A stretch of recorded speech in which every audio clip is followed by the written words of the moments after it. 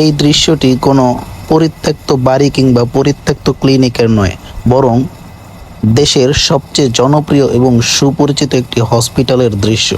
এখানে দেখা যাচ্ছে ভাত জমতে জমতে পচে গন্ধ বের হচ্ছে, ময়লা আবর্জনা স্তূপ হয়ে গেছে। বাথরুমগুলোর অবস্থা দেখলে তো আর কিছু বলার কথাই থাকে না। এই জঘন্যতম নোংরা দৃশ্য কোথায় অবস্থিত সেটা কি আপনারা জানেন? এটি হচ্ছে বাংলাদেশের সবচেয়ে সুপরিচিত এবং সর্ববৃহৎ হসপিটাল, যাকে আমরা চিনি ঢাকা মেডিকেল কলেজ হাসপাতাল নামে। এই ঢাকা মেডিকেল কলেজ হাসপাতালের একটি ওয়ার্ডের ওয়াশরুমে ঢোকার দৃশ্য এটি। এখানে দেখেন ময়লা ফেলতে ফেলতে স্তূপ করে ফেলেছে, পরিষ্কার করার কোনো নাম নেই। এখানে আবার ভাত ফেলে জমা করতে করতে পচিয়ে ফেলেছে, দুর্গন্ধ ছড়াচ্ছে।